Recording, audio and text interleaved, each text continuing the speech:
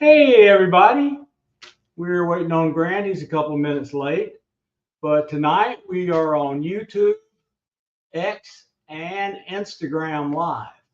Somebody call him, by the way. Somebody what? Said somebody call him. But they can't call him any easier than I can since I have all of the contact stuff. So he's just I think he got the time a little wrong, but it's all right. He's coming. He's read the message. She got new face paint. And she got new If face anybody gives paint. a shit, Yay! That light's bright to make your face look beautiful in the light. Thank you. So let's see. Somebody's here commenting. There we go. Well, Marty, we'll welcome him as soon as he gets here because I know he's read the message. I talked to him on the phone. He's coming.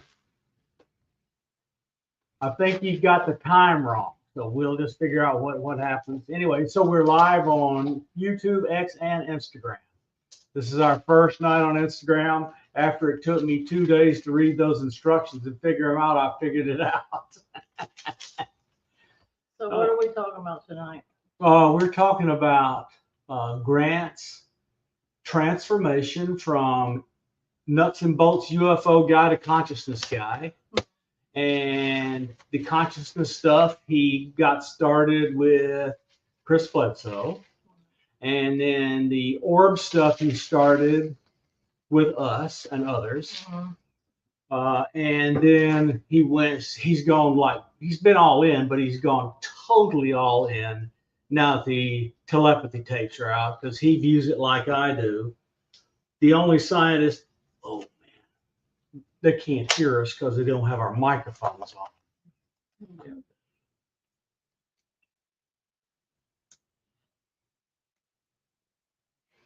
You want me to get you water?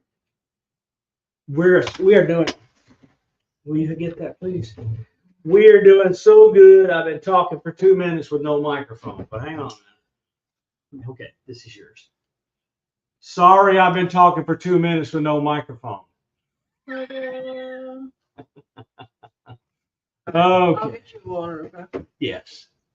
And so anyway, Grant's really gone all in from UFOs to consciousness. He has done a bunch of interesting stuff with that. He's written new books.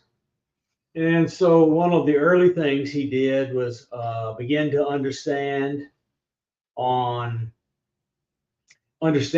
of how downloads have impacted a bunch of areas. We'll go over that with him.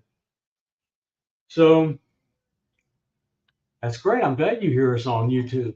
We're on YouTube. We're just waiting for Grant to get here. He has the message, and he saw it 15 minutes ago. So he sounded like he was driving. So I'm sure he's rushing to get to his studio and his microphone. We'll be fine. We're in no rush. There's no hurry.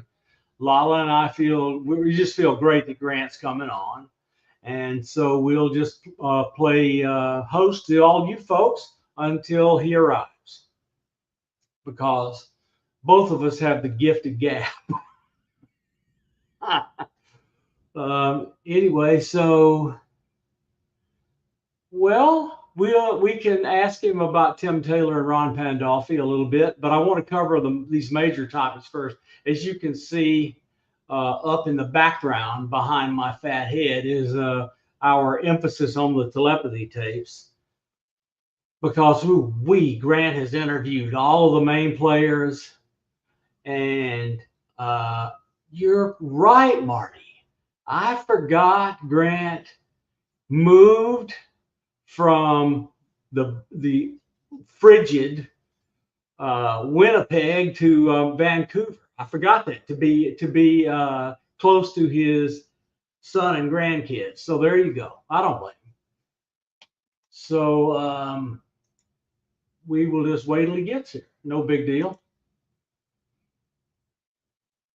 Nothing wrong with a gift of gab. Yeah, we would be awful if we didn't have the gift of gab, because we would sit here going and hoping our guests had something to say. So anyway, yeah, Lala is really doing well with her face painting. She's getting a ton of demands for her to do it, so that's all good.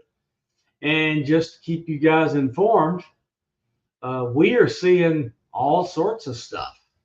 We had a big orb fly across our back deck. We got just a little bit of it on our automatically triggered camera. So it's just really super interesting that we're seeing this stuff. And Lala has found a bunch of flashing craft in our northern sky. I called him. I emailed it to him. He's coming. Yeah. Yeah, I heard he was in the car. He was driving home. He went, "Oh, we on now?" I said, "No, you got 15 minutes." And I think he was 20-something minutes away. But that's all right. We're fine.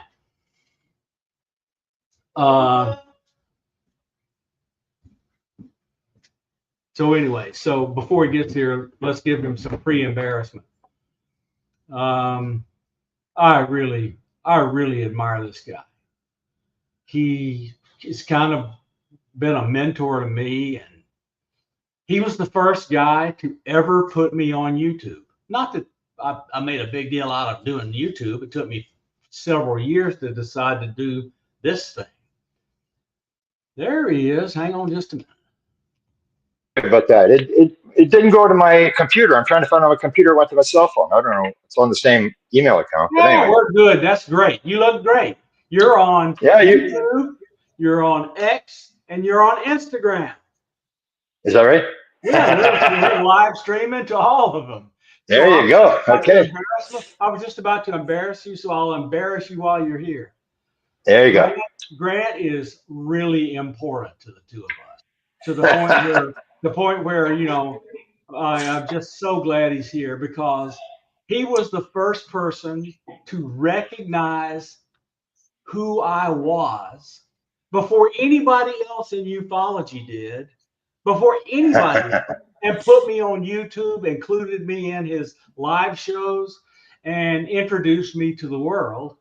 And that was when I was just a member of the Richard Dolan member site. And soon after that, I got to be manager of the Richard Dolan Forum, where we see all sorts of stuff. And then Grant saw Lala and I come together, and he went, "Uh-oh, the ex-CIA scientist together with a person that sees orbs." And he started this orbology group, and we were founding members with a handful of others. But it quickly grew into hundreds. And in the first month, before we went live with data, we got over 1 million pieces of evidence, over 1 million pieces of evidence total on orbs. Anybody that doesn't believe in orbs hasn't looked. So we want to talk to Grant about all sorts of stuff, but I just want Grant to say hello and tell you whatever he wants to tell you before we get going. Good. Yeah, it's quite an honor to be on, and I respect your work. I was interested in you very much because you were Institute for Defense Analysis, which probably nobody knew what it was. But we had, as you know, we had dealt with Dr. Eric Walker from 1983 to his death in 1994. And he was the chairman of the board there. And he knew the UFO thing, and he was talking to us. President. He was president and then chairman of the board. Okay, yeah. So he was this high level guy who was telling us a bunch of stuff that didn't make sense at the time. Now it actually makes sense. For example, the whole consciousness thing that we talk about now, which is now, people talk about. He said to us at one point, he said, "Let me ask you a question. What do you know about ESP?" And then the guy didn't really know. And he said, "Look, unless you understand about ESP and how it works, you will not be taken in by the control group. Very few people understand how it works." And I didn't know what he was talking about at that point. It was 2012 when suddenly the light came on. Oh, I know what he's talking about now. And I started the thing, and now everybody's trying to write themselves into history that they sort of discovered consciousness. And you and I both know, same with orbs. Like now everybody's talking like, oh, these orbs, and they're flying around and they're in Elizondo's house and stuff. And it's like, come on, this is an old story. Or now they're doing the alien writing thing. You see that they're promoting this alien writing. It's on, language is new. Yeah, and that's the whole thing. It's sort of like I feel honored that you and I and people, we got to be on the leading edge of what I think is the most important story of all times. And I'm honored to work with you. And you know a lot of stuff. You actually told me something yesterday I hadn't heard about, a security clearance that someone lost. I mean, you've got a lot of material that was one of the reasons we came to you. Oh, here's this guy who's actually an intelligence guy. He could tell us a little bit on the inside of what's going on. And I think that's what a lot of people miss, is they really don't realize how the system works. They sort of have all these QAnon conspiracy theories about, Illuminati and all this sort of stuff. They don't understand. I've asked lots of people this question. I could probably ask you the same question. Is this thing in your job? Did you ever see anything that was illegal, or was it a bunch of people just doing their damn job and keeping quiet and doing whatever they had to do? Because that's what everybody figures. It's like everybody up there for 80 years has been lying and cheating and stealing and whatever. And then when I talk to people who are at the top, you realize, no, they're just ordinary people who had a job to do, and they did the best job they could with the time and money that they had. And we look, before the Soviet Union fell and the wall collapsed, we all bought into that they were an existential threat. All of us, because we were on the inside and we knew almost as much as the president knew about what the Soviet Union was doing. We knew how bad they were doing.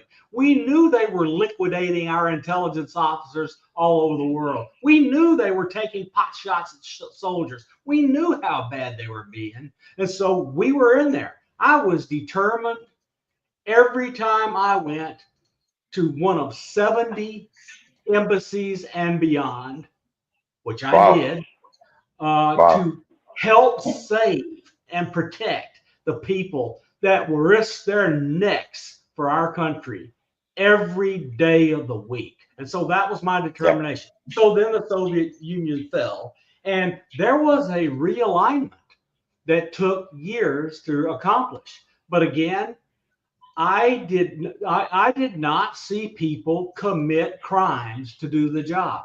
Never. So later, after I began to learn about UFOs, right before I left it and went to Virginia Tech, that's when I saw some of the stuff that's going on. They claim they're not doing. I can't go on classified systems and find out anything about it anywhere, including this massive joint shared source where the entire intelligence community can kind of look at what's going on. And Grant, I was working right at the top. I mean, right at the top levels. And I couldn't see it. So I went, oh, they are hiding this from Congress, or some of it would be here. That was the moment when I began to see pictures of UFOs and them talking about it with no program of record anywhere that I could find, that I knew this was something really weird. And I began to believe it was not legal or not constitutional. And I've only grown stronger in that belief since I left. But again, when I came out and began talking, the kind of impact Grant had on me was I would be a member of these panels, and sometimes we would have these discussions. And I was able to contribute to understanding major documents that were written inside the Invisible College, etc. group, the working group that big people who were on the inside of that had written down. I went, oh, this is talking about Bobby Ray Inman at MCC. It was that document and that place where I realized that MCC in Austin, run by Bobby Ray Inman, had been written down as a target for the insider working group. And I know what went on there as far as the external world was concerned, but it meant they were doing work on integrating computer and electronics facilities they found on downcraft into industry in the United States to maintain our advantage. And so the other thing you did is, as I attended just on a whim, this experiencer panel you had, and it was at that moment, sitting in that panel, where I began to recall memories that I had lost, including lost time, things being magically downloaded into my brain. And so I didn't bias my mother or my relatives. I went and told them, asked them, do you remember a strange thing about me learning to read? And my mom went, oh, yeah. One day you walked out of your crib and you had got bed and came into the living room where Gene and I were sitting there drinking coffee, and you walked over to the bookshelf, opened a book, and read us a book that maybe 12 graders couldn't read. And then shortly after that, I was all into science and other stuff. And then I had missing time of an hour and a half. And I called my girlfriend from 18 years old and said, did we once drive home from the university and have something odd happen? She went immediately to, we were driving home, and all of a sudden we woke up at a stop sign in the middle of nowhere with a pitch black dark. And we realized somehow an hour and a half had gone missing. We just drove home and I totally forgot about it. But 2 weeks after, I changed everything about my life, from pre-med at University A to mathematics, physics, computers, and engineering at a totally different university 2 weeks after that event. Wow. They have been doing something to me since I was a child. Anyway, that's enough about me. Yeah. Well, let me ask you a question about this security thing, because as you've probably seen the interview with Lukatsky, where Lukatsky talks about 2011, he said we were in a congressional facility, which means a congressional facility. And there was a senator with us, and we were talking about having a craft, and we gained access to it. So how would we know if the Gang of Eight is being briefed or not being briefed? Because it appeared that at that point, Reed was being briefed. And you get this whole thing about waived unacknowledged special access programs. Is it not true that if you're asked about it, that you have to lie?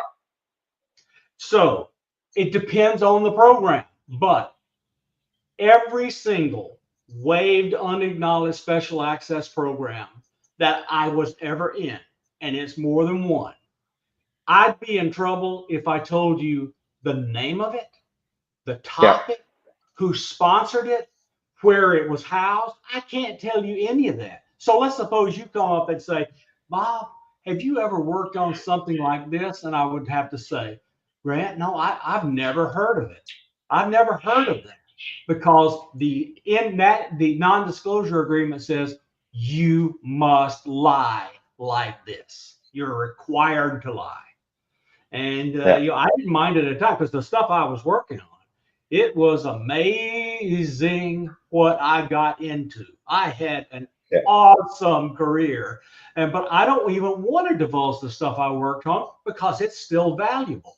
They're still building things 10 years after all that ended for me that uses the work I did. I don't want to do that, but I never worked on any aspect of UFOs. But everybody and their brother knew my name in the intelligence community. Everybody. One day I'll tell you why. Okay, I will tell you why offline when we get off tonight. I'll tell you why. So they would come to me and say stuff because they knew I was working all over the intelligence community by the time I was at Virginia Tech, and they would show me pictures and tell me stuff they weren't supposed to. But rumor intelligence is rampant inside the intelligence community. Yeah, because I always wonder how these guys can come out, like if it's the most highly classified secret, like, you'd have people, like if you went to Hal Puthoff and asked them, he'd say, well, I can't talk about it. Eric Davis can't talk about it. And these guys, it's like they pick some guy off the street, a researcher. I'm going to tell you everything I know about this highly classified program. And I keep thinking to myself, like, why is this guy not in jail? Like, how does this work? It's like these guys can come forward and give material that definitely has got to be classified. Like this idea that we had a honeypot operation where we were going to try to drag the UFOs in with nuclear aircraft carriers and stuff. Like, how does some guy just get to walk out and say, well, I'm allowed to talk about that, but I can't talk about something else? It would seem to me that would be classified as well. And that's what Eric Walker said to us. He said, why should we change the rules and regulations to satisfy your curiosity? So in addition to that, they don't always want to do the nuclear stuff. So of course they're trying the psionic stuff now, but between nuclear and psionics, they did the Jimmy Blanchett stuff. I knew they were doing it. And so in the 2004 to 2019, so when the 2019 event happened off the coast of California, there were no nuclear assets there. They were doing the radio emissions like Jimmy did. And so furthermore, there was a fleet of those things over the top. I mean, everybody poo-poos Jeremy for his big O and all this other stuff. But the facts are, over that fleet of vessels, there was an armada of those things. And the captain of every ship and the commander of that flotilla have the right, without anybody's permission, to defend themselves. And they were coming down within a couple of 100 meters of the deck. No, they were ordered not to fire, or they wouldn't. Yeah. Would you're talking the Nimitz now, right? Yeah, not the Nimitz. Later. 2004 was the Nimitz. 2019 was the Princeton and a bunch of others who were out there in the group, and they got all these pyramid-looking things flying over the ship. Oh, okay. And then they had a UFO flash in the water. So Jim Semivan says that when he was asked, okay, so who's running the operation? He said they are. Is that true? Do you believe that the disclosure is controlled by the intelligence, and the fact that they would show up with 100 objects over top is just like sort of getting a message across? Yeah, so look, what I think Jim means is we can't really stop them if we want to, so they go wherever they want to. And since we have no agency to move them around and do stuff, they just go wherever they want to. The stuff, as God is my witness, the first time I heard about the actual use of psionics to bring one down was Ross Coulthart's interview with Barber. That's the first time I ever heard of it. Now I knew psychic work was done. I knew about remote viewing. I've been to Fort Meade a million times. I knew there was remote viewing going on there. Okay, but it's just I did not know about active work with the mind.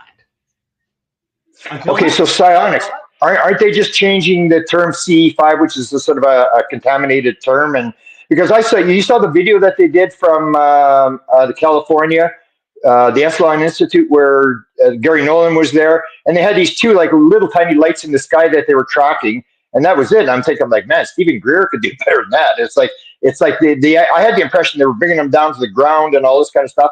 And then these guys show up, and you take a look at what Chris Bledsoe's got. It was a lot better than what these psionics guys got. Okay, so the ones interacting with Chris that impressed both you and me, they're voluntary and they want to interact with him. It's just no doubt about it. So I've watched it now many times. He does not summon them. He bows his head and prays. So then he sits back and you're having an interaction, and he'll go, oh, let's go outside. They're here. They summon him, and he goes outside, and you look, and then all of a sudden, 40-foot orb, 40 foot in diameter, right over the top of the trees.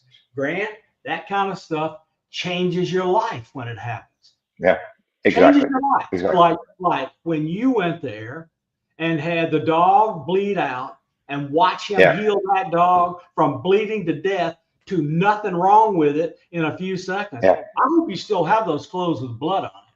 So anyway, and then he tells you, Grant, the message is in the music. And one of your best books is that music about paranormal, the paranormal music. Yeah. Music. And you're like the first who's written a major book about it. Chris Bledsoe totally changed our life. And then you changed both of our lives with that orbology, because we were seeing stuff, but we kind of weren't taking it all that seriously until we got into orbology. And then she was up all night, every night, finding videos with weird stuff in it. And it was all the time, Grant. Every night. I'm getting back into it. Yeah, she is. I took a break. What about Lala? Can she detect when there's going to be an event taking place? This sort of, because Chris had that sort of thing. It was sort of the idea that once you touch the craft, you've interacted with the craft, you become one with the craft. So when it's in the area, you can feel the vibration. So maybe I'll ask Lala, have you got that kind of experience? Yeah, when like lately they've been flashing. I'll flash them his big camera thing one night, and the day later I get just a feeling to look. I don't even know how to explain it. And they flashed like a couple minutes prior, so it is a calling that you feel. Yeah. So, and go ahead. I was just gonna say. Go ahead. I'm gonna go ahead. No, and then you have this sort of interaction that you may not be involved with it. Like you may join up with, say, Bob, and then Bob sort of gets dragged into it. I just heard the story today. The first time I heard it was the story that Jacques Vallée had an encounter with a being where he was out of his body. He was sleeping and he was out of his body, and this being was there, and he was so scared he popped back into his body. But you get that kind of stuff. It's sort of like the idea, once you touch the phenomena, it gets in there, and you get more and more and more all the time. That has this interaction phenomena that either it's intended that you do this, or there seems to be something that once you had your first experience, or you go back, like with you go back, and I remember asking Chris, like, do you ever have anything when you were a little kid? And they said, oh yeah, I thought there were cowboys in the backyard, little cowboys. And he would tell this story, so you could see it actually went back, or even when he was regressed, the regressionist said, when did you first meet them, the guardians? And he said, they've been with me since before I was born. And then McConnell says, like in your last lifetime? And he says, yes. And that changes everything. I mean, that's not an alien lost in space. That's some much more complex situation going on in terms of them and us and the interaction. Tell me about your childhood. Oh yeah, I would. I mean, I remember when I was 5, it started. I'd have dreams, maybe like once a week for years, of a bunch of silver round UFOs flying over me, and I'm in my backyard at night looking up at them. And this was before I even knew what a UFO or aliens were, and I'd always see weird things, or stars move weird in the sky. It didn't register what was going on. And all the time I felt like I was falling in my bed. Like I'd be sleeping and I would wake up by falling in my bed. And I thought it was normal after a while. I just didn't know what the hell was going on. But I remember somebody told me before that they remember us. It's just we don't remember them. So we've always been with them. Well, she told me a ton of these stories, and she didn't. I kept my mouth shut, and I said nothing till the stories got about that deep, and then I started showing people who had dreams of craft, people who fell into their bodies, people who left their bodies, people who had abductions. I mean, she's been hiding under her table with 2 hybrid kids in her arms. She has dreams, and that's how they keep it covered up. Yeah. It's interesting, but that's where people have sort of lost it in the UFO community. We're still into this nuts and bolts, like we want the UFOs to land, and I say, like, what are you going to do when they land? That's what Walker asked us. So when you figure it out, what are you going to do? It's like when the dog catches the car, what are you going to do? Are you actually expect that they're going to allow Greys, reptilians, and mantids to walk the streets of America? Not a chance. And so one of the things that I learned from Chris was the contact with Tim Taylor, where Tim Taylor gave me, because I spent my whole life looking for the most powerful guy that I could to tell me what was going on. I didn't know what's going on. So that's why I was interested in you. Like, oh, here's a guy that might know what's going on. And I would interact with those people. And when I met Tim Taylor, I had no idea who this guy was. And he was showing me this stuff about time travel, just hinting that there was this time travel thing may be true. And then he put me on the thing where he had two experiencers. And he said one of them, he's watching them very carefully. They log stuff for him and all their events and stuff like that. And then he said, one used to live near you. And I said, well, where? Steinbach, Manitoba. I said, that's like 35 miles from where I live. And he said, would you like to talk to her? I said, yeah. And I'm on Tim Taylor's cell phone. He phones her, and I'm talking to her, and I've known her ever since. And that's where he gave me the idea, was that if you get someone like you or Lala or Chris Bledsoe, pay close attention, but people don't want to. They figure that's woo-woo, we don't want to do that. We're going to prove there's nuts and bolts crafts and stuff. It's no, there's people who are interacting with this intelligence, and we got to listen to these people. Otherwise, we're totally wasting our time. The thing that bothers me is how people look at, let's take Hal put off. They look at Hal and they want one thing from him. They want him to tell them about the craft and how they work, or whatever. How do they get here? Where are they from? All this other stuff. But the facts are, if you listen to every appearance, he's always telling you stuff. And then you can go look at his work. He's constantly putting stuff out there. So consciousness, you already know, I've been on consciousness, trying to marry it with physics for a while. I first tried to do it through thermodynamics, and I know how to do the thermodynamics part, but with a transition from regular thermodynamic entropy through quantum entropy through Shannon entropy. That's now written up in a technical paper by people. And so I know how that works. So then I paid attention to Hal Puthoff, and he put a beacon out into the world for how we could transmit information without emitting a field. And I went, oh my God, that's how the brain works. And here's how we can demonstrate it. Yeah. Hal's an important guy. He let me on the one where I made the big discovery that was right brain, left brain. If you can get the left brain out of the way, the ego, like you take a look at most mediums are women, and men mediums, they claim it's 70% are gay. So you have this right brain, left thing. And when I discovered this thing that you get the left brain out of the way and you can make contact, I went to Hal. I said, Hal, did you get this in your remote viewing when you were in the 70s? And he said, read chapter 6 of my book. And it's in one brain and out the other. They had discovered this back in the 1970s already, about this analytical overlay, that people could sense what was going on, but they'd always name the wrong thing because the left brain would start guessing as to what it was. So that Hal is like, he's a very quiet guy, and usually only replies with one line, but he will sort of answer your questions. Like I asked him about remote viewing. Were all the presidents briefed? Because, have this thing that the presidents aren't briefed on UFOs. I figured, well, there's nothing in the UFO, in the presidential files about remote viewing either. So I went to Hal. I said, Hal, was the president briefed on remote viewing? He said, up to 1988, both the president and remote viewing was briefed to the president and the vice president. After that, I don't know, because he left the program. And that's the whole deal. As Hal would, same thing. He would give you little bits and pieces. And that's what you got to do. You got to go to people who know what's going on, instead of sitting there with the rational, analytical left brain and trying to analyze all this kind of stuff. There's a bunch of people who have a lot of contact who can give you hints as to what are going on. And these guys like Hal and Kit Green, I think, have held top secret SCI security clearances since 1969. They probably have the longest held top secret security clearances in the country. It's unbelievable. And when you're in your 80s, people always accuse Hal of trying to make money. He's trying to rip people off. I said, when you're like 85 or whatever he is, I mean, you're not into money. You're trying to figure this thing out before you die. Yeah, and so mine's been since '78, and it's just and you can't believe I had not graduated from college when I got my TS, SCI, and Q clearances. It was just, you know, Yeah. it just, you begin the life and you just stick with it. So listen, Woo Rider has a question. Have you talked to Sean Hazlitt and others about the QFO imaging photos of the egg? Have you what about the egg?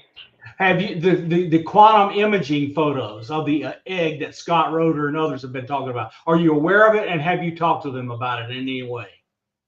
No. I've seen the video. I've seen it a number of times. That's where they got this whole thing that they thought they saw writing on the side of the craft.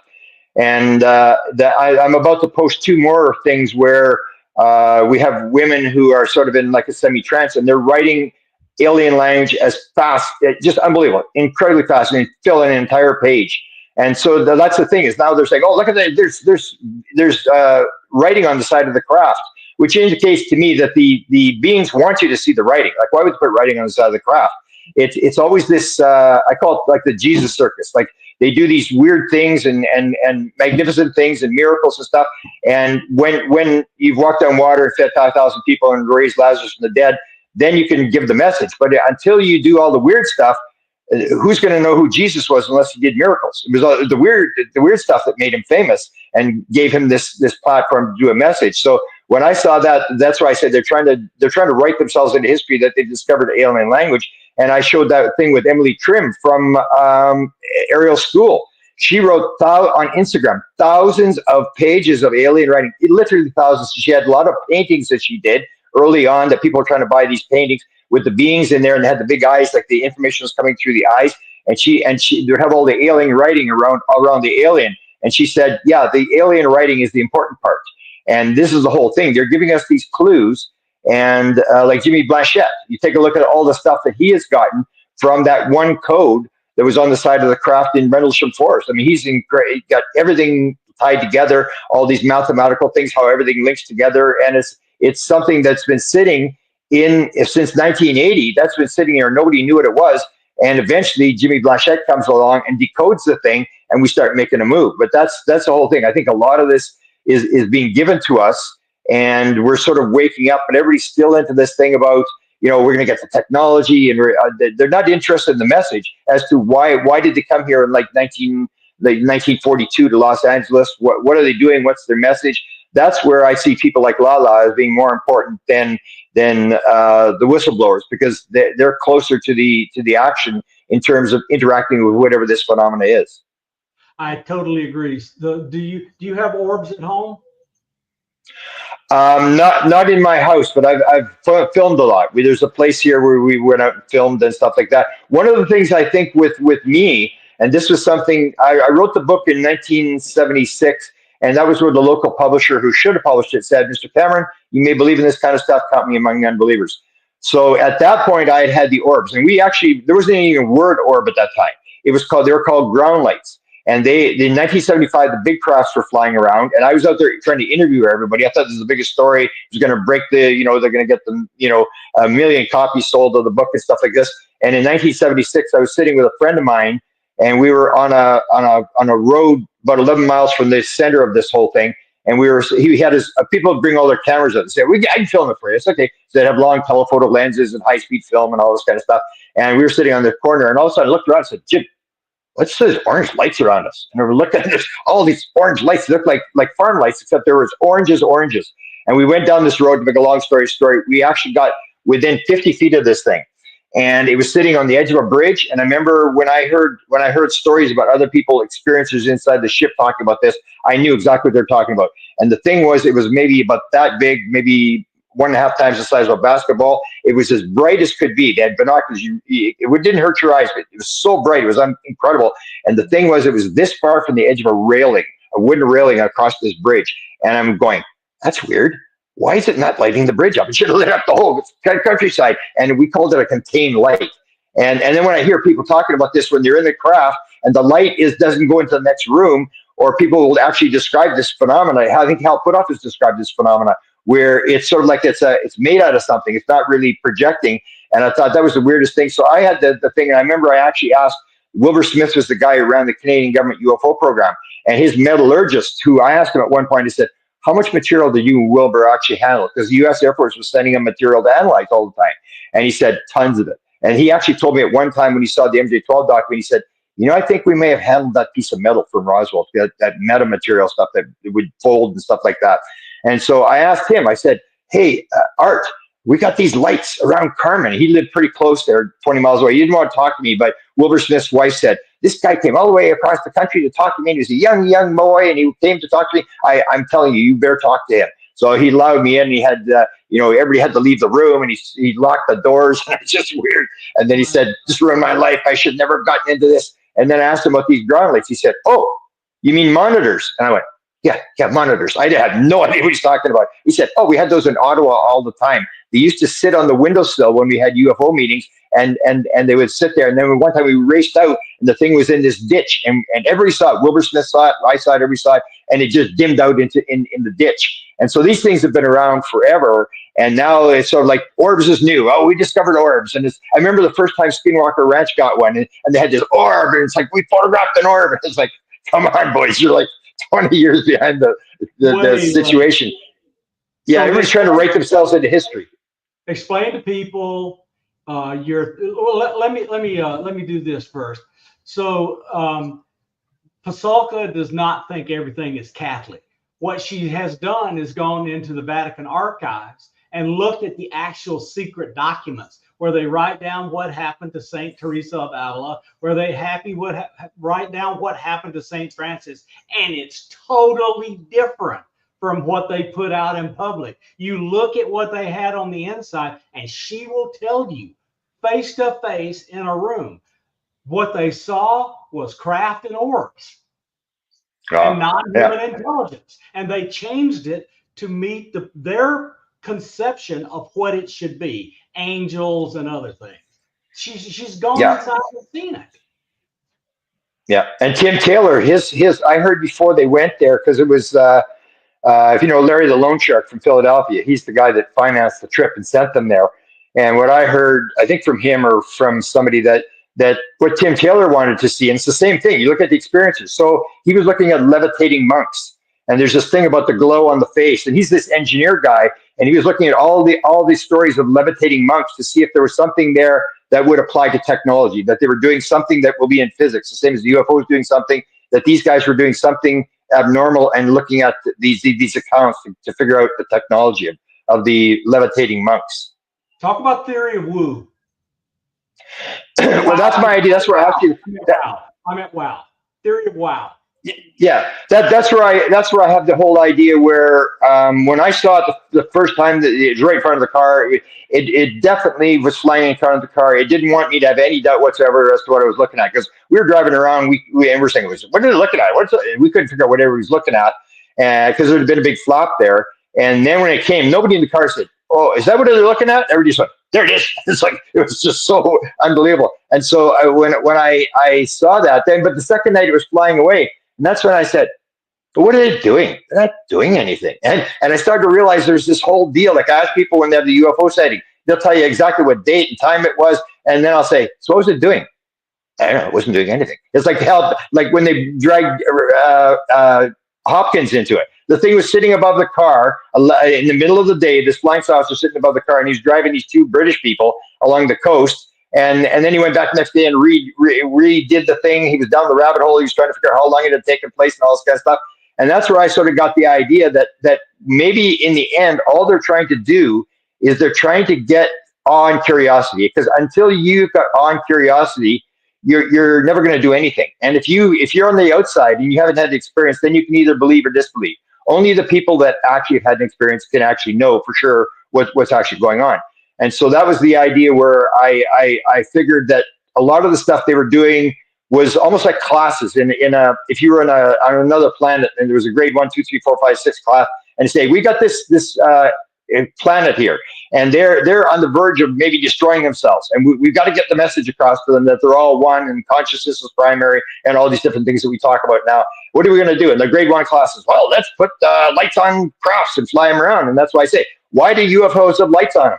They have lights so you can see them, and almost every different light pattern is the same, especially on triangles. You'll see, I saw a triangle in 76 spring of 76. And nobody's ever described the same triangle. I didn't even know. I forgot I'd seen that triangle. And it was over the top of the car. It was like that. It was either very big or 100 feet above the car. It was that impressive. It was in the entire field of vision in the binoculars. And so this is this idea. So the grade 1 class says, well, let's put these lights on there and fly them around. Everybody's going, what's going on here? What's going on here? And then when I talked to Linda about the cattle relations, so the grade 3 classes, let's do cattle relations, downwind and downstream from all the nuclear power activities. And then they start mutilating these cattle. And I said to Linda, Linda, you know why they take every single drop of blood out of the cow? She says, no, why? I says, because if they didn't, you wouldn't be interested. That's why they do these horrific things. They want everybody to bring the camera. They want everybody photographing. They want it on the front page of every newspaper. They're trying to get and that's why they do these. Or why did they take a heart out of a cow? Like, what's the point of taking a heart out of a cow with no incision? Because everybody's going to go, how the heck did they do that? It's like, and so you see that whole thing, or the ground traces. So they do these ground traces. I remember Stanton Friedman used to say, oh, there's 4,000 ground traces. We've got all this physical evidence. They land on the ground, they burn the stuff. That has not happened, Bob, for 30 years. I remember asking Ted Phillips, who was the guy who was tracking them in 2001. I said, hey, Ted, if the ground traces stopped, or am I not got the right data? He said, no, they basically stopped. We haven't had one yet this year. We have maybe one a year. And I started to realize, like, oh, they stopped that, and then they start the crop circles, and nobody can figure out the crop circles. Same as any paranormal phenomena. You can't figure out any paranormal phenomena. It's always like outside our reach. And so they do the crop circles, and nobody knows, is it hoax, is it real? But everybody goes, wow, how the heck did they ever build that thing? And you get people talking, and that's what happens. What Max Planck said. Max Planck says you do not convince your opponent by convincing him he's wrong. Science advances when your opponent dies. In one funeral at a time, the new generation is not offended. So you and I and everybody start talking about consciousness, and then you realize everybody's starting to talk about consciousness. We talk about alien writing now. Everybody's into alien writing. They're all talking about alien writing, and the consciousness just rises up. And like 2017, I wrote an article in 2009 that said, you know, they're never going to release it. And here's 64 reasons why they're never going to release the fact they're working on UFOs. So in 2017, it came along and said, yeah, they are working on UFOs. And what happened? Because Stephen Greer said the stock market will melt down, people are going to jump off bridges. And what happened? Absolutely nothing, because everybody had been acclimatized to the fact that it's probably UFOs. The same as now. I said to people, they say, we don't want a catastrophic disclosure. I said, what could be possibly catastrophic disclosure? Oh, that they got bodies in crafts. I said, I guarantee you, if they said tomorrow, we got bodies in crafts, everybody go, yeah, we know that already. Okay, so where do they come from? It's like this. Eric Walker talks. It's just curiosity thing. Okay, now tell me the next thing. Now tell me the next thing. It's just question after question after question. And that's what they're doing. They're dragging us and forcing us to talk about it. And everybody starts to realize, almost what Gary Nolan says, I'm not interested in the 95% that fall within the bell curve. I'm interested in the 5% outside the bell curve. That's where the Nobel Prizes are. That's what you want to do. It's the oddities. Every time that we've discovered something, it's because something didn't work. And like Max Planck is trying to figure out how to make a better light bulb that doesn't burn out right away. That's how that quantum physics started. And you realize when people go down this road, they make discoveries, and they may get stuff from their higher self. They're guiding things, all the synchronicities that happened to me on all the books I've written. So this is this whole thing that the phenomena is running the show and is doing these really weird things because they want to motivate people to figure it out for themselves. Our way of doing it is the left brain idea. We come in, we land, we say we're here to bring you freedom, democracy, Jesus, and McDonald's. And next thing they're pointing guns saying, get the hell out of my country. Who do you think you are? That's what we want to do. We want to do the left brain thing. They're doing the right brain thing where they're using symbols and stuff that make you curious, and they inspire people to work. Because without awe and curiosity, there is no scientific investigation. So I see in the end, almost all this stuff is stuff that they give you enough to get you curious, but they don't give you an answer. Like the photos are just never really actually sort of good enough, and they're always one step ahead. Or they try to do this thing where they use the aircraft carrier where they're going to call the UFOs in. And already Skinwalker Ranch, they knew this. That John Alexander said every time they tried to run an experiment, it would do something right off camera. And they could never get it to do it when they had the camera set up. And then they asked Bob Bigelow. They said after it was all over, what was the deal with Skinwalker Ranch? What was it all about? He answered it instantaneously. It was all about. No, I forgot what he said. It's curiosity, games, and curiosity. I can't remember what the word was, but it was sort of like. They were just trying to get our attention and try to get us to realize something was going on. They play these little games with the jacks, and they move the jacks and the balls around and stuff like that. And that's the whole deal. That was it all about. It was not about that they're going to try to take over the world and stuff. They were just trying to get this message across. and this interaction started to take place between the Bigelow and his people and the people on the field. And he realized again, like people are now talking about orbs as new and stuff like that. He talks about, and two of his guys I've got, two of his his guards that would take dogs around. I don't know if you heard this story. They would take dogs around. The one guy actually talked to me about it and confirmed this. And he was told that if you feel something strange, or if the dog goes in their surrender position, you're immediately to take out the digital camera and start filming. And they would take these films. And then they were to take the film back. They were on 2 week sessions. They go back to Las Vegas to the Bigelow thing where they did the analysis, and they took a urine sample from these guys. Now, what were they doing? This whole thing, and all these orbs would appear on the film. And a lot of people said, oh, it's just crazy stuff. And Bob Bigelow actually said at one point, I can actually make orbs appear on a film, and I can tell you how many orbs are going to appear. So Bob Bigelow, this is back, 20 years ago, he already knew about the orbs, and this stuff is all sort of cycling, and we got people trying to claim that they've discovered it, and it's almost like nothing new under the sun. This stuff has been done over and over again, and the experiences would have told you that if you had listened. That's why I said about the alien writing. I said, if you had studied experiencers, you wouldn't be saying something stupid like we've discovered alien writing. There's lots of, even light language, what I'd never heard till maybe 10 years ago. All the people, and a lot of women that speak light language, and it's like, this is just the most bizarre thing I've ever seen in my life, and it didn't happen before. So the phenomena is doing one thing, then it does something else, and does something else, and it's always something really weird to get your attention. Because if it isn't weird, that's what, like the cattle news. If it isn't weird, and everybody wants to photograph it, or the magnificent crop circles, nobody's going to pay attention. That's what they want to do, and everybody's trying to figure out what's going on here. And eventually, guys like you will actually pick up something, a clue, and we'll start to put it together and move it down the road. That's what I think is going on. They want to tell us. They want us to figure it out. Lala had an interesting light language interaction with our friend Jimmy. Won't you tell him about it? We got the same craft. Oh yeah. I had the same. Sorry, I forgot to talk into the mic. I had that same feeling to go check the camera, and when I did, I saw a flash, and I zoomed in on it, and it was a strange shape with a dot, and I almost threw it away because my brain didn't register that this is something special, like you're talking about. Yeah. But then a feeling came over me and said, don't you throw it away, post it. And when I did, somebody said Jimmy had the same craft a year ago. Identical. It was the question mark craft. Yeah. Question mark craft, and he got the thing, and she got exactly the same thing. Wow. And that was when Jimmy and we were just beginning to talk about doing something. So did Chris talk to you at all about the gigantic angelic apparition? Recently, no. Okay. All right. Then I know some about it, but let's not do that now. What I want to begin to talk about now is I envy you because you've talked to Diana and Kai about the telepathy tapes. So tell us as much as you want about any of that stuff, because those tapes, they really kind of changed my life. Yeah, they changed my life too. I was, as I pointed out, I was actually ready to quit because I sort of figured out, I sort of know what I wanted. That was my big thing in '75. Somebody's got to know what's going on here. I'm going to find out what's going on here because I was just curious as to what this thing was. I couldn't figure out, what it was. I didn't really care what it was, but it was just like there are miracles. I wanted to figure out how it worked. So I didn't really, at the end of last year, I was moving and I wasn't really paying attention to it very much.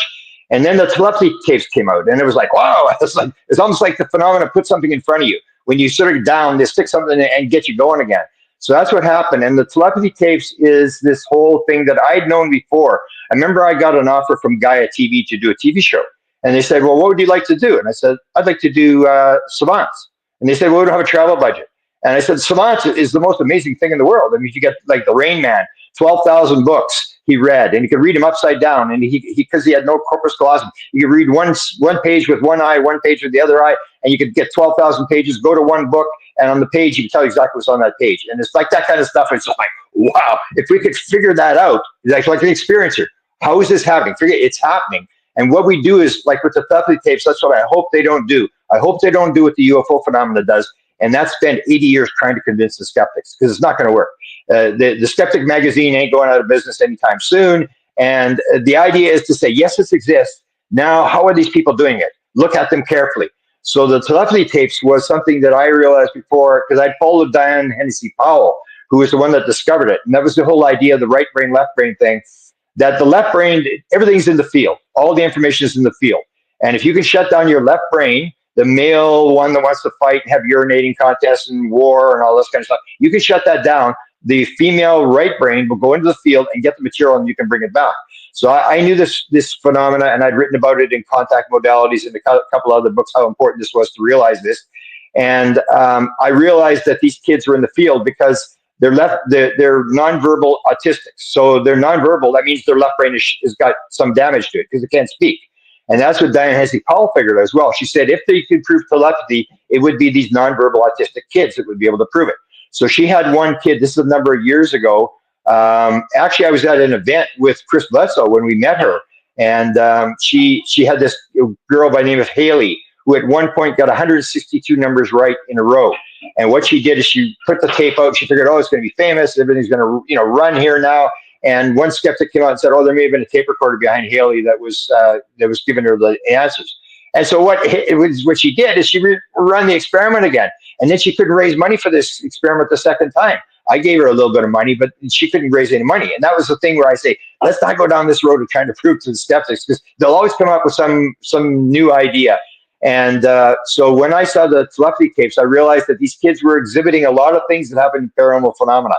For example, they speak multiple languages. Diane Hennessy Powell had the one kid at 5 years old, spoke 8 languages. And that wasn't just English and French and stuff like that. It was Russian, Arabic, Japanese. It was like these bizarre languages. And I realized that I had studied, when I studied this nonverbal autistic, so I wanted to do the experiment. I wanted to get a trance channeler, because I still believe that a trance channeler's DNA will change. If you get them in a trance channeling situation where the ego is completely gone, where there's another being in there, the DNA will change. And that's the same thing that happens with people with multiple personality disorders. They'll describe this sort of phenomena that they're either in the front seat and somebody else is driving, or in the back seat blindfolded, or they're in the trunk and they're blindfolded and they got hearing aids or hearing plugs in and they can't hear anything. They're completely out of it. That's what you want to find. And this is the whole idea that these kids the left brain is damaged. Therefore, they don't have the noise and the signal that you and I would have. And that's what we do with meditation. We're not doing anything, but we're trying to quiet the left brain. We tell the left brain, hey, count the breaths. And the left brain, of course, is very egotistical. So I am the best breath counter in the world. I can do that. And then about five seconds later, it gets tired. And you got to say, okay, watch the breath. Watch. And all these things, you're just shutting the left brain down. Hypnosis is the same thing. You're just quieting. You're not quieting the brain. You're quieting that left side of the brain, which is what Hal Puthoff discovered in the 1970s when they were doing remote viewing. So when I saw these kids and the fact that they could all speak foreign languages and that they were 100% accurate. So you need to take a remote viewing. The New Thinking Aloud had one of the big remote viewer trainers on there just recently. And he said, when you do a remote viewing, there's 70% who will get some portion of the target correct. And he said the best material is 5 to 10%. That is like just mind blowing that they're so far on. These kids are in that 5 to 10%. They do not miss. So you can give them 40 out of 40. And I'd already realized that was savants. Like you could take, there's this savant guy in New York City that 60 Minutes interviewed. And he was a guy who couldn't button a shirt. He couldn't take care of himself or whatever. But you'd ask this guy all that, like the calendar counting. What date is this? And you say Monday, Tuesday, whatever. And then he could actually tell you what are the next 12 years that Easter will fall on, say, April the 10th. And he would name off the 12 years, bang, bang, bang, bang, like that. He'd be right on it. He'd never make a mistake. And then they would ask him, what's 2 times 3? And he'd say, would that be 5? And then say, what's 5 times 7? He'd say, 50. And that's left brain mathematics. He couldn't do that. And then they asked him, how do you do this? He could tell that in a certain date, 1972, what the weather was like that whole day and stuff like that, or what was on TV, what kind of tie the guy was wearing on the TV, and just incredible. And you realize the power of the human mind there. And then I realized they had these kids. And so I asked Kai Dickens, who's the producer of this telepathy show that actually became the top podcast in the world, which you see we're making ground when you can see this top podcast in the world. So I asked her over Joe Rogan. Yeah. And what's that? How did Joe Rogan? Who did? Hell? No, they did. They outdid Joe Rogan. They were higher. Oh yeah. And that's the thing. So you see that she had done that thing, and then all the theory stuff was the scientist. It was Diane Hesse Powell. She got the psychiatric degree, and she'd actually lost her medical license for doing this years ago.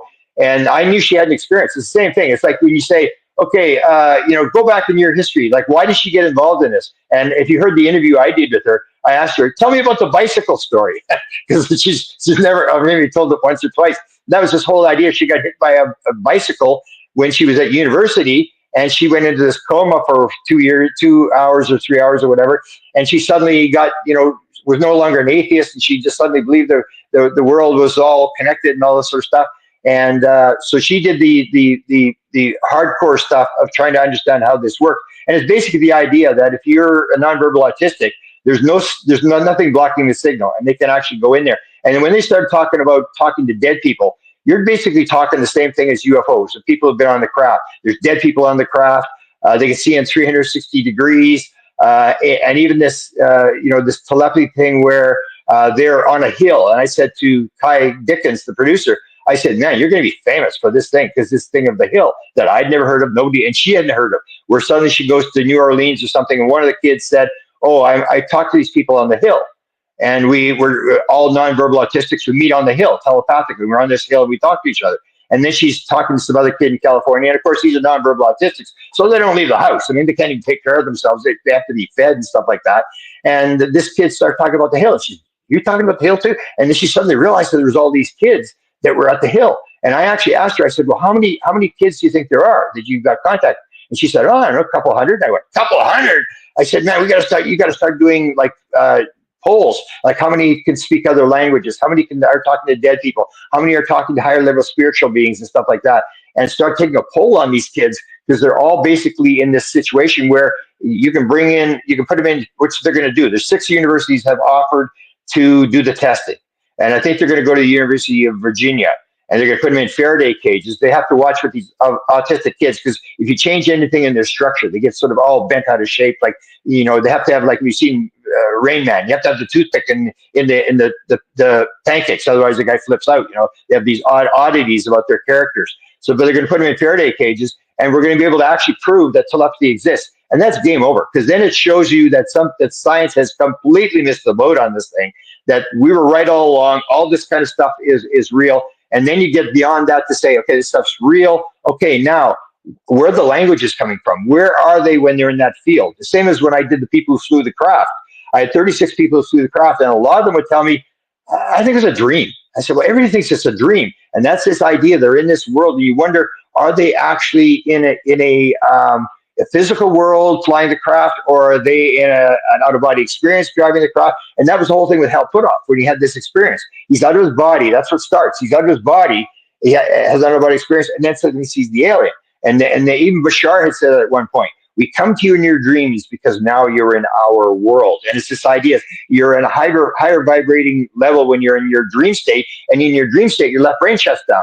So you're able to get that. Or when you come into wake up or fall asleep. Even Edison knew this whole idea about going into the field, about shutting the left brain down. Where I don't know if you know the story about the ball. He would sit he always said, I never slept, but he'd sit in his lab with an armchair with arms, and then he'd have a ball. There's actually a statue made where he's holding this ball. It's a steel ball. And then on the floor, he'd have a steel plate. And he would just sit there and he would just sort of meditate. And of course, he'd fall asleep. So what would happen? His hand would relax. The ball would fall out of his hand, hit the plate, and wake him up. And then he'd immediately write down what was in his head. And he had like 3,000 pages of notes, and he invented all this stuff. And that's what he was doing. He was going into this hippopompic state or hypnagogic state, whichever one it is, and he would get these ideas. And the whole idea behind these kids is they are 100%.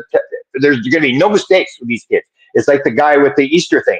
They're not 2 out of 3. They're absolutely right every time, and they can do mathematical formulas. You give them these, like Haley did this huge mathematical formula. This times this, and she brought out the answer. And here's this kid who is just punching a keyboard. And that's the key, was that they taught these kids. Nobody could ever communicate with them, but then they taught them how to use these key punch things to punch in the answer. And the first kid said when they discovered this thing was, the kid says, "I'm in here."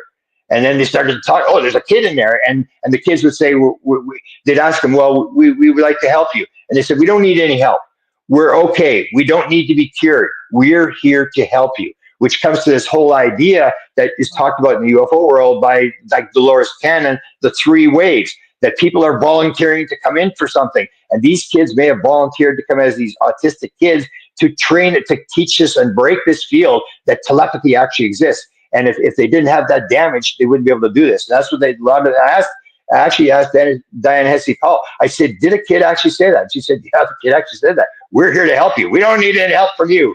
We're quite content to be who we are. We're here to help you. And people think, oh, these poor kids and stuff. And they have brought this into the world.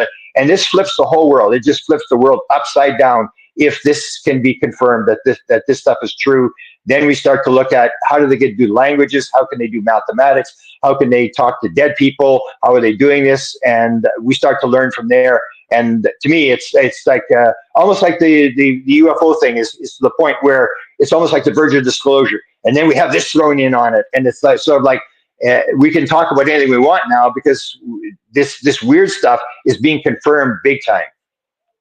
So I just wanted to point out, Ian McFadden is asking about the blindfolded experiments you have on your site. To me, the blindfolded seeing is the easiest and most straightforward way people can understand how our left brain hides the right brain's ability. So the first time I saw through my blindfold, I was woke up. My blindfold was on, and I was seeing right through it. And then about a month later, I woke up, I could see through it. Then I sat up, and I felt weird. It felt a little weird. And I turned around and saw my body, and I panicked and went back in.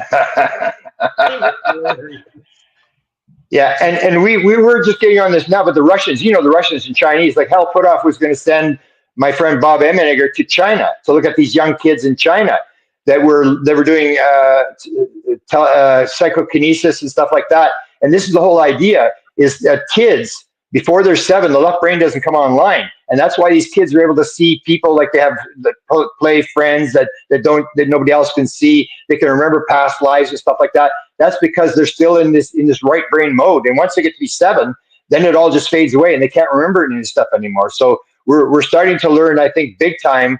But I just feel so honored to be with you and Lala and people like this, to be on the leading edge. Not only do you realize there's a Super Bowl going on, you're in the stadium and you're on the field. You may be the water boy or the quarterback, but we actually got to play on the field. And the biggest story is like it's like living at the time of Jesus or something like that. I don't even care if I'm the water boy. I just want to be in it. I want to be in it. And so I just keep trying to make an impact. She does too. And we go off and tell people. So look, Grant, we had an entity walk up on us in our backyard. And she says, feel it. Let me have the camera. So I took the she took the picture, and I looked at it, and I did a little work on it. So it changed the colors. But once you change the colors, gray, big head, 2 black eyes, nose, a little mouth, chin. It was right there. And then it talked to her telepathically and told us we better get on with soft disclosure because we're here to help you. And you're because it sounded like that movie Arrival, because later on, after we help you, we're going to come get you so you can help us. It was amazing. Yeah. But it was they were insistent that they only do things by free will. So they told us, you go away, think about it, talk to each other, and say yes or no. We talked about it. We said, could they be bad if they're actually asking us to make a decision? And they haven't done anything bad to us, even though we've seen dozens and hundreds of them. So we said yes, and here we are. Orbs in our backyard, craft in our sky, weird knocks in our house, drawers pulling out of our chest of drawers while we're in the room. It's just all sorts of stuff. And they know that we're going to do stuff to try to help people see this stuff is real and figure it out. Yeah, you see that a lot with experiencers where they're told to write books. I remember Sherry Wilde, they wanted her to write the book, and she said, "No, I'm not writing your damn book." And he said, "No, timing is everything. We should do it now." And she finally wrote the book, and it was like a best-selling book. Or I don't know if you've seen a lot of the interviews with Federico Pagin, who invented the yeah, he talks about this, the same thing that Gary Nolan talks about, is this idea that if you want help, you can get help. He says, all you got to do is ask, and your higher self will do it. It may not be tomorrow, it may never be ever, but he talks about this fact that he asks his higher self and he gets answers in dreams and stuff like that. Same as Gary Nolan. Gary Nolan said this whole idea, he said, I don't know how it works. He says, I don't know if there's little elves in my head or what's going on. He says, but I know how to make it work. And he describes this whole thing that I asked, can I quote you on this? He said, yeah. And he has it like in his mind, he goes through all the problems, and he says like an FBI thing where he's got things on the wall and he's got little strings going places. And then he said he completely forgets about it, puts it beside the bed.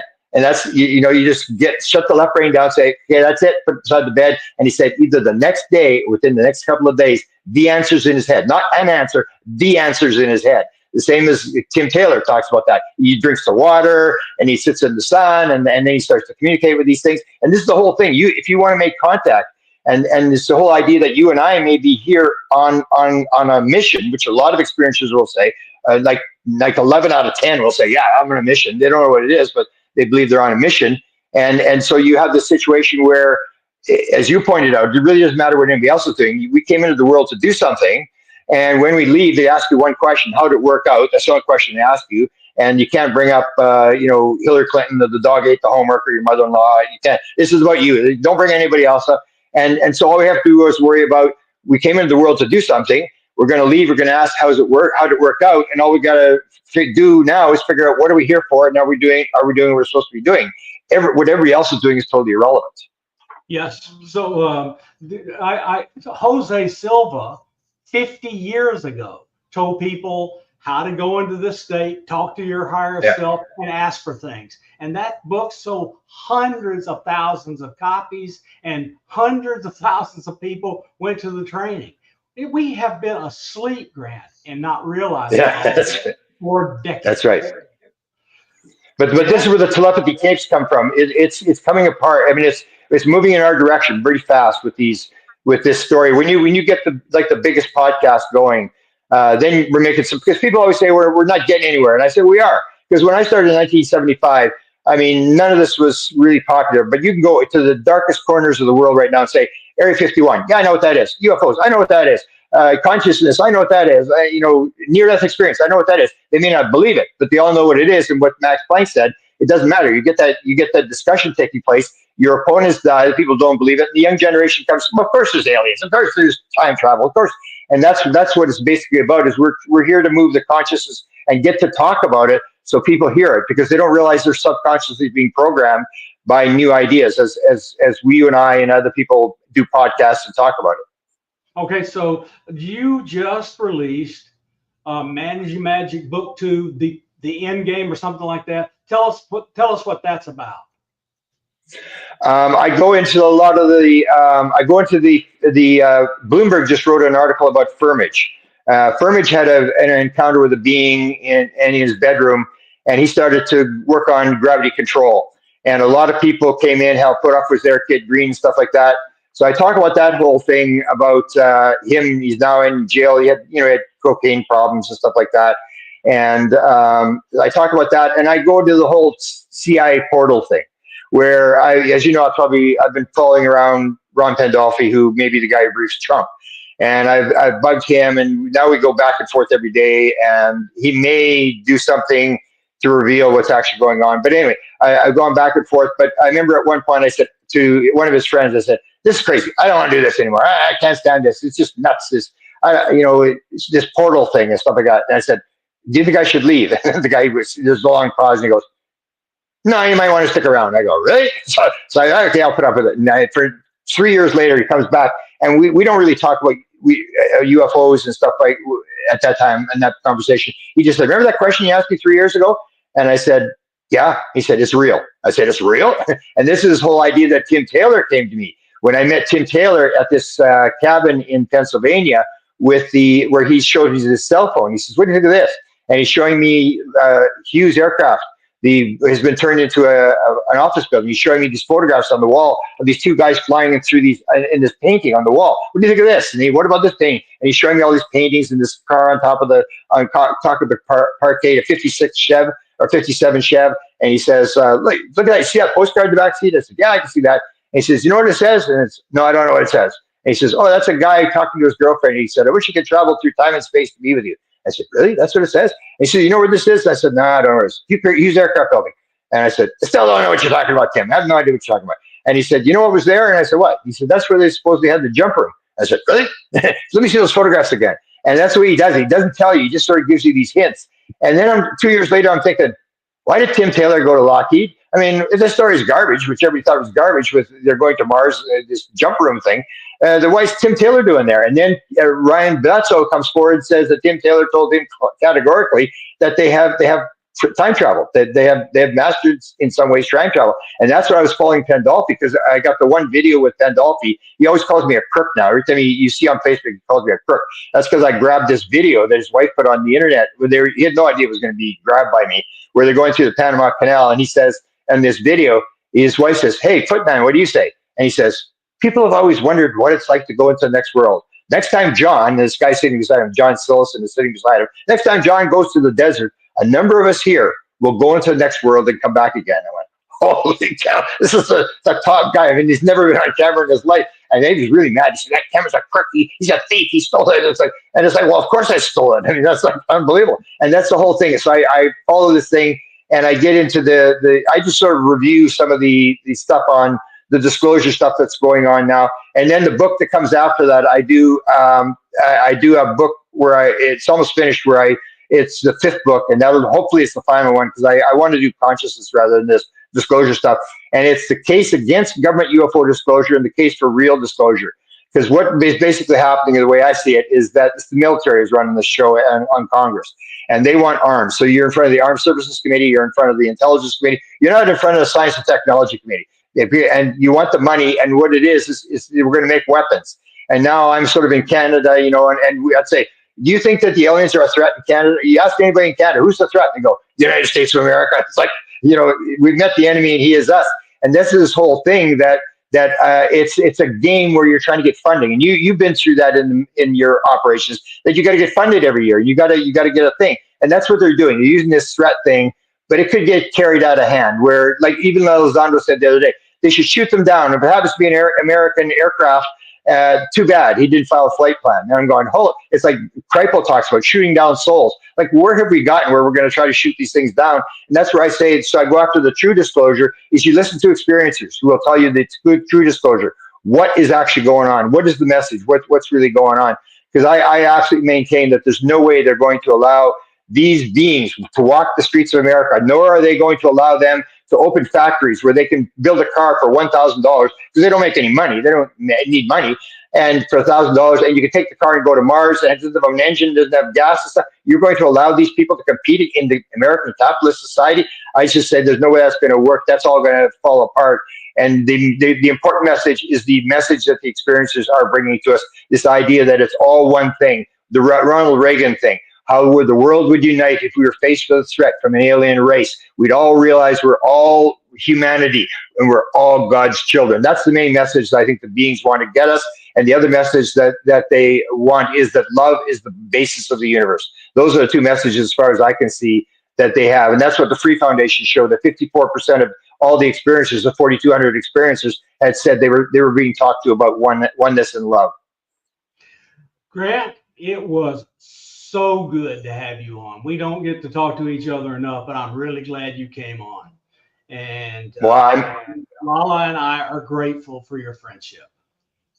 Beautiful. And maybe we can have both of you do my podcast sometime. I only do one every once in a while, but I appreciate you always, because that's what I said. I mean, you are a high level guy, and that's what I was looking for. I was looking to people that would tell me what's going on, because I don't have the PhD, I don't have all this kind of stuff. But I said, somebody's got to know what's going on here. And you were one of the people that I looked at. I looked at the president and then sort of gave up about the president because there was no documents. And I was very interested in Dr. Eric Walker. And then when you came along, I was fascinated to hear I like everybody else, like whether if it's you or if it's Jim Semivan or if it's James Lukatsky, I listen to everything 6 times. And you listen to it and go, I didn't hear him say that before, because they're giving you little clues. They may not, be skirting the edges of classification, but they're telling you what's going on. Why would you, and that's the whole point with the experiencers, why, as Gary Nolan says, why would you take anything, if you're a pure scientist, why would you take anything off the table? And that's what they're doing now. You don't take data off the table. Yeah, that's why I'm kind of disappointed that Nolan had gone on a podcast and said that they don't want people talking about woo-woo at Soul Conference, because they want to teach people, first of all, about the nuts and bolts, then they'll bring in the woo-woo thing. They don't deny it. But I'm going, no, you can't do that, because we've done that for 80 years, trying to prove the nuts and bolts thing. You need the woo-woo thing to understand what's actually going on. And I was sort of disappointed that we're still going to, that's why I said to the telepathy people, don't make this mistake. Don't make the mistake of trying to prove this for 80 years. You're going to be 80 years from now, you're going to be doing the same thing. Let's just assume that this is for real, that you've got enough evidence. You can do your experiments or whatever, but move on. I want to know, how can they speak these languages? Where are they? Are they in a dream state, or what's really going on? Because these kids are in the field and they can pull stuff. They can actually do this. They can actually say, ask us whatever you want. And that's why I spend a lot of time with channelers. I have 2 channelers that I watch. One's my assistant. So I go to the one, I say, hey, ask the guides, is there time and space? Is there really time and space? And then I go to Desta and I say, okay, Desta, here's the answer. What do you say? And then she goes into trance. She doesn't see the answer, and she goes into trance, and I compare them. And that's the thing. If you got a trance channelers in the field, why would you turn that away? These people are in the field, and they can answer all these questions, and you can tell quite categorically they're not making it up. They're getting it from somewhere, and that's the whole thing. There are people in the field that are at higher levels, just vibrating different than us, that are willing to help us, whether it's your higher self or whether it's beings or extraterrestrials, whatever it is. And the experiencers, the people that are dealing with them, you've got to deal with them. The lights in the sky will tell you something's going on, but beyond that, I mean, how do you know where they're from or what the message is unless you actually talk to the intelligence, which is what I'm trying to do. So just nothing has changed my life more than Lala and I becoming a couple, living together, because being around her is nonstop. You're overwhelming, blow up your worldview, because the old way just won't work. So, I gave up, and I realized this is what I need to do, and help others who came from the kinds of things I went from and to, and help move them toward her, by her showing stuff, finding stuff, me figuring out how to do stuff, and exhibiting what she can do with my technology capabilities. Grant, thank you so much. We will talk again soon. Namaste. Good night, everybody. Yeah.